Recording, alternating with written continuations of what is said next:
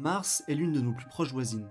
C'est une planète fascinante et elle occupe pour cette raison une place particulière dans mon cœur. Les auteurs de science-fiction et les scientifiques ont longtemps réfléchi à la possibilité d'y trouver une vie extraterrestre. Notre quête de réponse nous a abonnés à explorer la surface de Mars à l'aide de rovers et d'orbiteurs, qui ont pris des images incroyables en résolution 4K. Mars est d'une beauté sauvage, d'une teinte rougeâtre qui capte l'attention ainsi que des caractéristiques et des points de repère impressionnants à explorer. À quoi ressemblerait-on si l'on marchait sur la surface de Mars? Que verrions-nous? Qu'est-ce qu'il y a à savoir sur la planète rouge?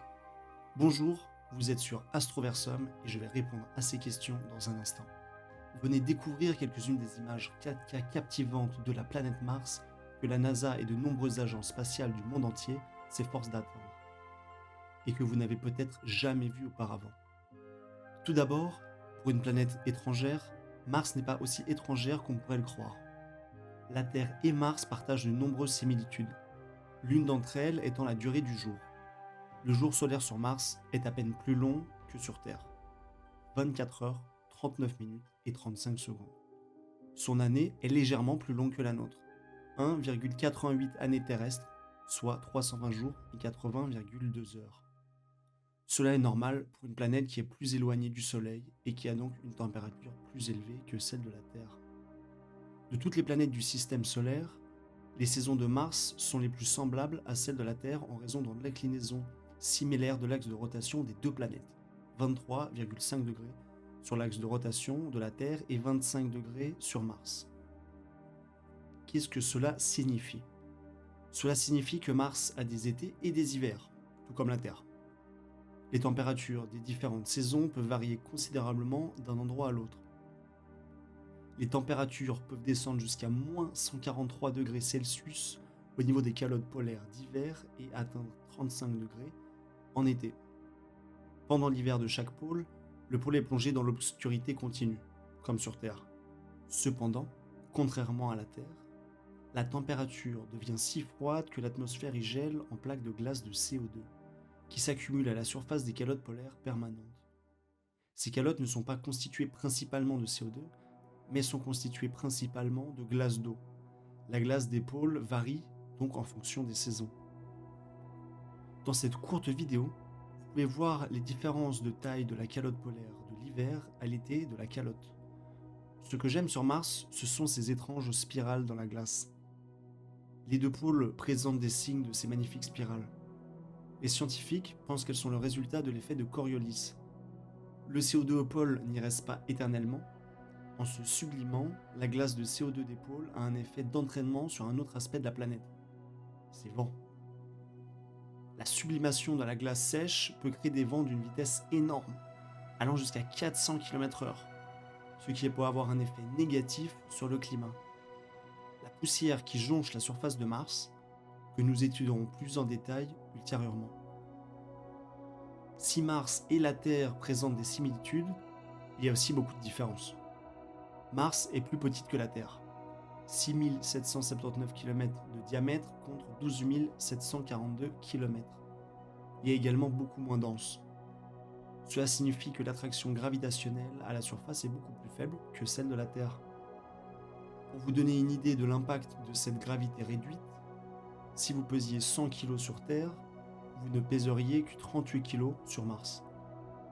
Cela s'explique par le fait que l'attraction gravitationnelle de Mars est inférieure de 62% à celle que nous ressentons ici. Curieusement, c'est presque la même gravité que sur Mercure, bien que cette planète soit plus petite que Mars, avec un diamètre de seulement 4879 km, la gravité de Mars n'est plus forte que de 1%, ce qui montre à quel point Mercure est plus dense en comparaison. Cela permet d'obtenir des caractéristiques géologiques étonnantes, comme celle-ci, le mont Olympe, qui est le plus haut volcan et la deuxième plus haute montagne du système solaire, devancé seulement par le pic Rhea Silvia sur l'astéroïde Vesta. Le fait qu'il ne s'agisse pas de la plus haute montagne est, à mon avis, une sorte de tricherie, car Rhea Silvia a l'avantage supplémentaire d'être au centre d'un grand cratère, et les mesures de sa hauteur ont tendance à partir du fond de ce cratère. Quoi qu'il en soit, le mont Olympe est 3 fois plus haut que le point culminant de l'Everest au-dessus de la mer. Alors que l'Everest est très découpé et escarpé, l'édifice du mont Olympe s'élève à plus de 600 km. Il s'élève à l'équivalent de 22 km au-dessus du niveau de la mer, ce qui serait impossible sur Terre, car la gravité terrestre l'attirerait vers le bas.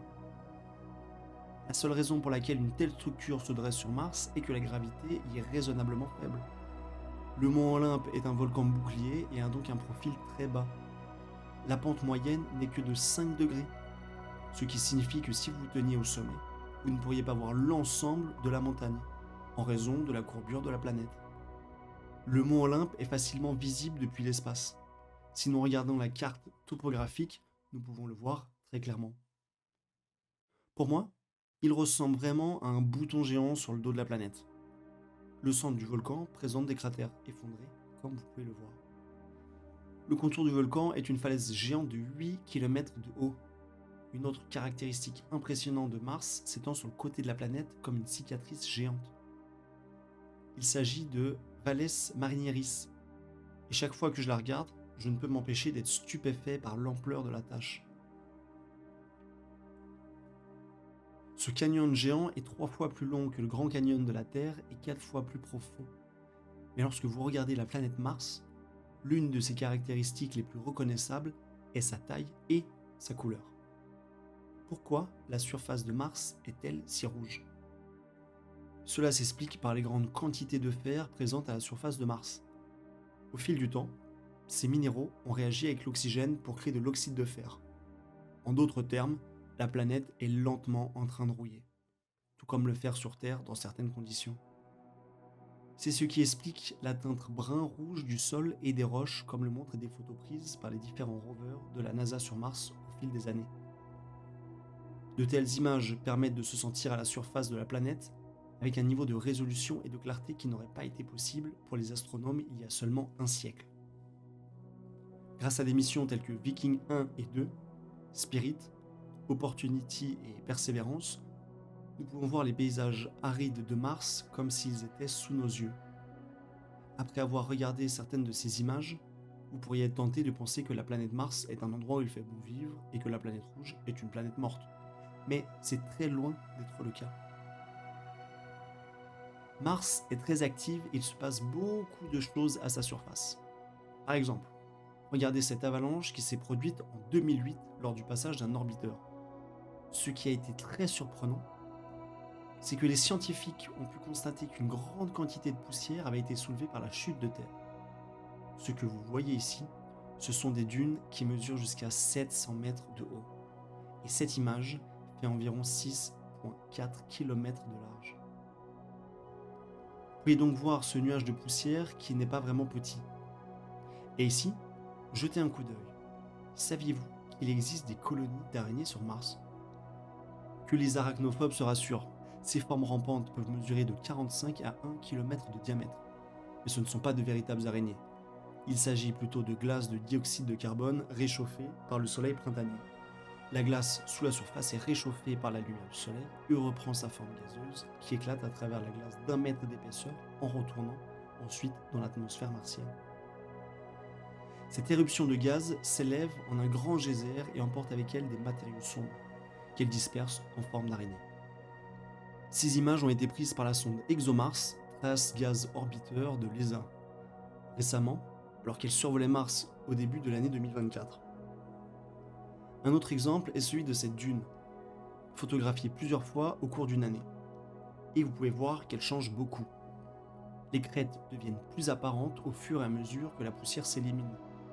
Et j'ai montré un certain nombre de photos de cratères d'impact récents où l'on pouvait voir que la poussière a été soulevée par l'impact. Celle-ci est particulièrement intéressante car après l'impact, la glace d'eau dans le sol a fondu et vous pouvez voir la traînée qui s'est écoulée du cratère d'impact. Les couleurs ne servent qu'à montrer la profondeur, ce ne sont pas de vraies couleurs. La surface de Mars est impressionnante à regarder, mais c'est parfois plus difficile à le faire que ce que l'on pense, car Mars est le siège de fortes tempêtes de poussière. En effet, Mars abrite d'énormes tempêtes de poussière. Lorsque des vents rapides passent au-dessus de la surface, ils ramassent une grande partie de la poussière au sol, créant ainsi d'immenses murs qui peuvent traverser toute la planète. Il est parfois difficile d'imaginer l'ampleur du phénomène. Ces tempêtes sont très facilement visibles depuis l'espace. Regardez cette tempête de poussière qui a été capturée en 2012. Et seulement une semaine plus tard, vous pouvez voir la différence depuis qu'elle s'est calmée. Et sur cette photo, si vous regardez le pôle Nord, vous verrez la tempête qui est passée par-dessus le sommet. Les tempêtes de poussière mondiales ne semblent à rien de ce que nous connaissons ici sur Terre. À votre avis, qu'est-ce qui a provoqué ces motifs à la surface de Mars? Étonnamment, ils sont créés par des tourbillons de poussière. Ces mini-tornades sont étonnamment courantes sur Mars et ont été photographiées à de nombreuses reprises. Ici, nous en voyons quelques-unes du point de vue de l'orbiteur. Il a été estimé que ce panache fait plus de 800 mètres de haut et environ 30 mètres d'épaisseur. Et l'ombre de ce tourbillon de poussière fait environ 2 km de diamètre. Du point de vue du rover, nous avons la chance d'avoir un film des tourbillons de poussière qui passent. On pourrait penser qu'avec tous les phénomènes atmosphériques que Mars possède, une atmosphère comparable à celle de la Terre. Ce n'est pas du tout le cas. Nous sommes actuellement à 38 000 pieds au-dessus du sol. Et l'air est très fin. Si je devais sortir de la baie en ce moment, non seulement je ferais une chute mortelle, mais j'aurais aussi du mal à respirer en chemin. Sur Mars, c'est un peu la même chose, mais c'est encore pire. Si je devais obtenir le même type de pression atmosphérique de Mars, il faudrait que je monte à 120 000 pieds dans l'atmosphère terrestre pour obtenir un niveau similaire. Le problème de la respiration n'est pas facilité par le fait que 96% de l'atmosphère est constituée de dioxyde de carbone. Si vous voulez visiter Mars, vous devrez porter une combinaison pressurisée.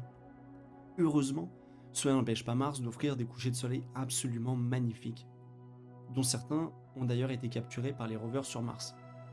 La faible pression atmosphérique sur Mars n'a pas toujours été un signe. La présence de lits de rivières asséchés prouve que l'atmosphère de Mars était autrefois suffisamment épaisse pour conserver la chaleur et la pression nécessaires à l'écoulement de l'eau liquide. Alors, où est passée cette atmosphère? Les scientifiques pensent que la magnétosphère de Mars, ou l'absence de magnétosphère, est à blâmer. Les scientifiques pensent que Mars a perdu sa magnétosphère il y a 4 milliards d'années, ce qui a permis au vent solaire d'arracher des atomes à l'atmosphère extérieure pendant tout ce temps. Certains orbiteurs de Mars ont en fait détecté ces particules atmosphériques ionisées dans l'espace derrière Mars. L'un des derniers points sur lesquels je souhaite m'attarder aujourd'hui est la lune de Mars. Mars a 2 lunes connues, Phobos et Deimos, qui sont petites et de forme irrégulière. Comparées à notre propre lune, elles sont très petites. Si vous regardez dans le ciel de Mars, c'est à peu près la taille qu'elles auraient par rapport à celle de la lune dans notre ciel. Phobos est la plus grande des lunes de Mars. Sa taille apparente est un peu trompeuse, car Phobos est en fait beaucoup plus proche de Mars que la lune ne l'est de la Terre. La lune se trouve à environ 384 400 km de nous. Phobos n'est qu'à 6000 km de Mars. Un peu plus loin que Londres ne l'est de New York.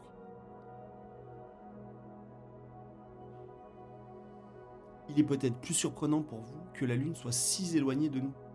Il y a plusieurs terres entre la Terre et la Lune, mais un seul Mars entre Mars et la Lune.